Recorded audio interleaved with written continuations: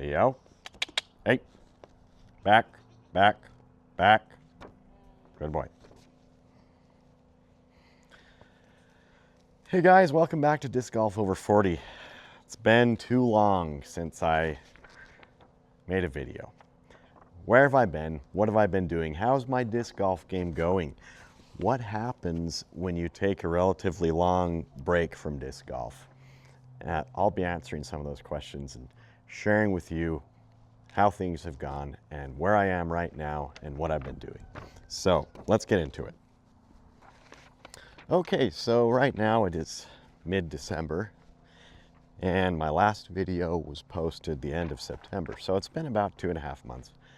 And right after that last video, I actually had my best rated UDisc round, beat the last one I had gotten ever. And it was a 5 under par score on a course that I play regularly.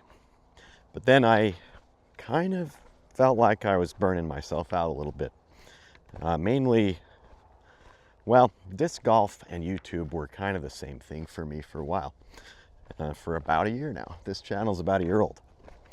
And I found that I was making all my disc golf experience be about creating YouTube content and thinking about YouTube content.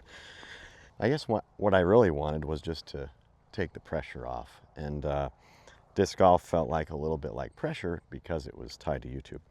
So I actually kind of stepped back from both YouTube and disc golf.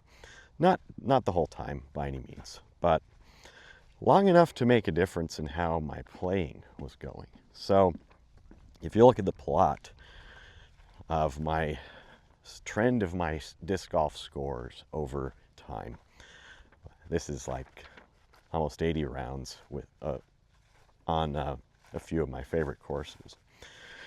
You can see that I had gotten down to about an average of 1 under par, and then those orange data points shifted all way up in the air. Kind of disturbing for me to look at this because I just barely created this plot and I'm like, wow, why am I doing so much worse?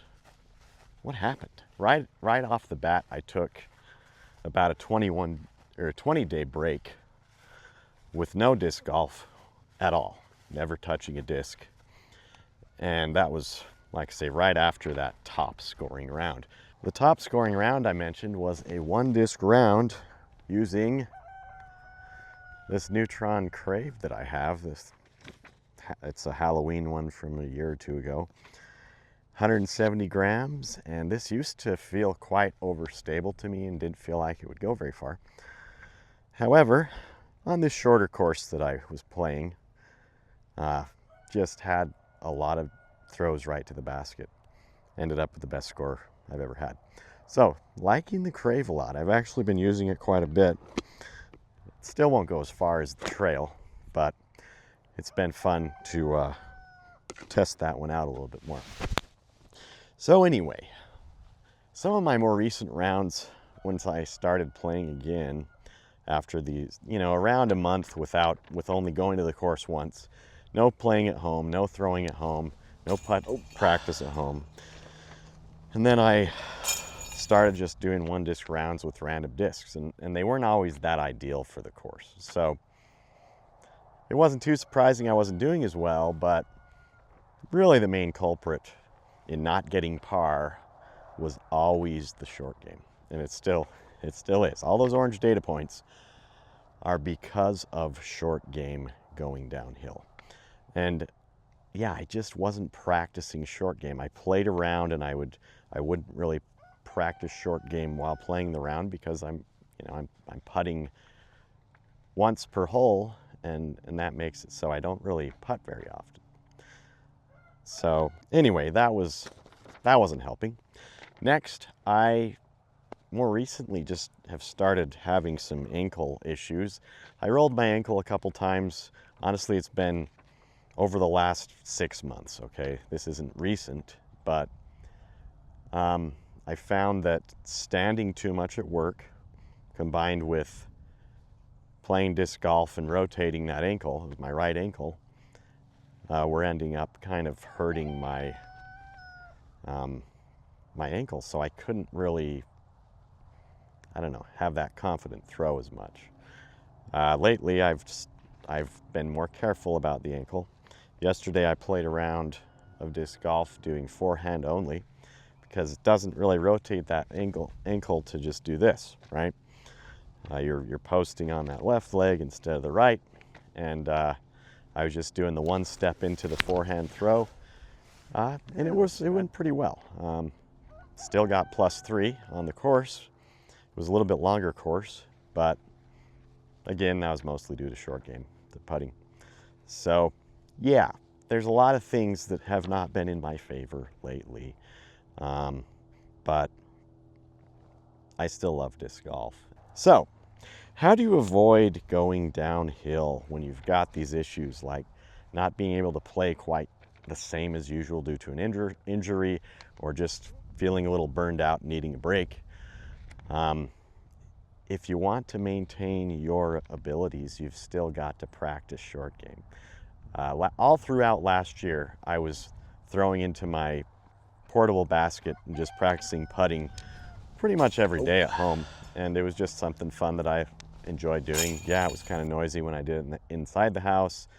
Sometimes it was outside the house, but that helped a lot, more than I realized, because taking so much time with only putting when I'm on a course and not going to the courses often, yeah, downhill.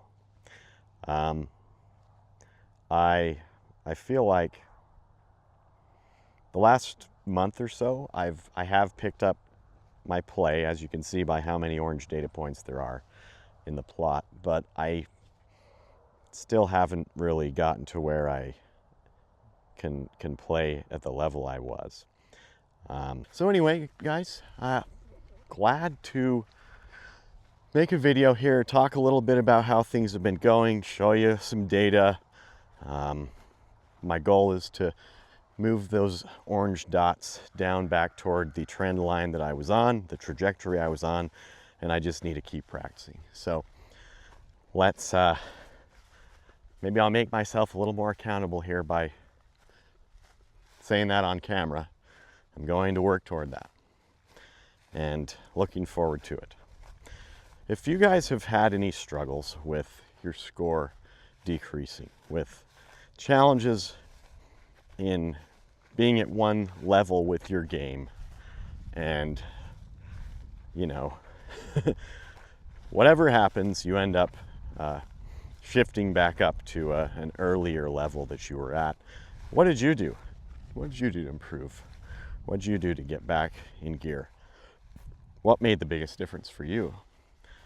I'm in the middle of it right now, still learning, trying to figure this out, and seeing there are consequences to just letting your skills sit there on the table for a little bit too long. So let's work together, guys. Be safe, don't hurt yourself, play smart, work with your body.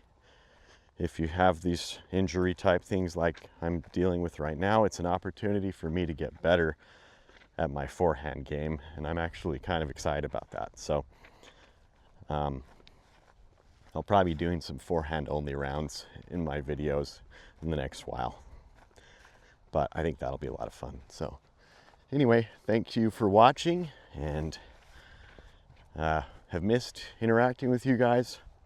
Looking forward to continued community building here and sharing our experiences. So thanks.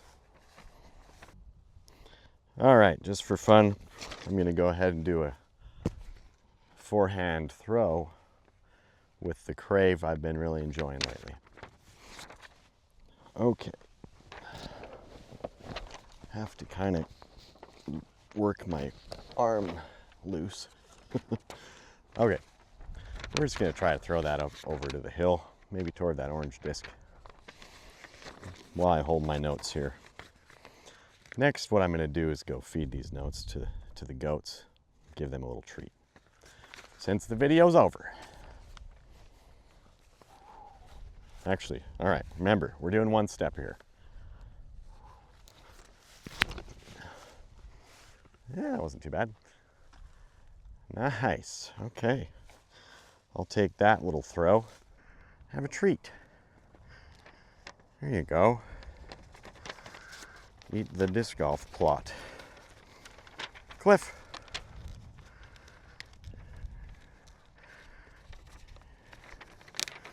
There you go, enjoy.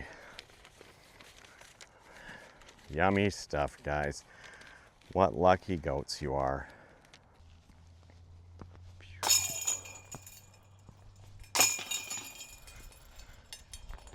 Not bad.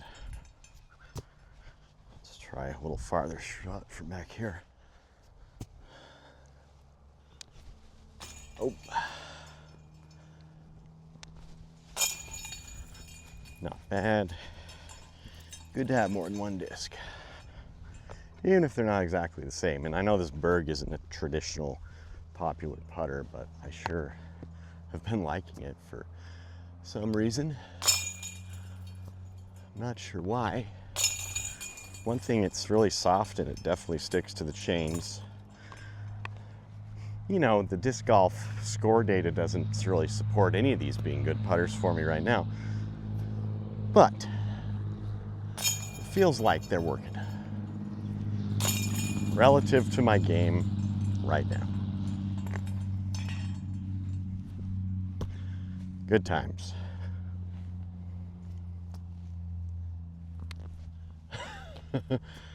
That's what I've been doing right there. All right, this is not a putter review. That's why I need practice. That there is a demo of why I need practice. Yeah, I haven't bought any new discs or anything like that for a while, although Santa is bringing me a third Fission trail, which I found on eBay for a double price. But you know what? I gotta have one of those long enough to not lose it over there in the bushes, like I have one right about there and another right about in there. And I cannot find those no matter what I do. So, you know, this is basically $100 into Fission trails now.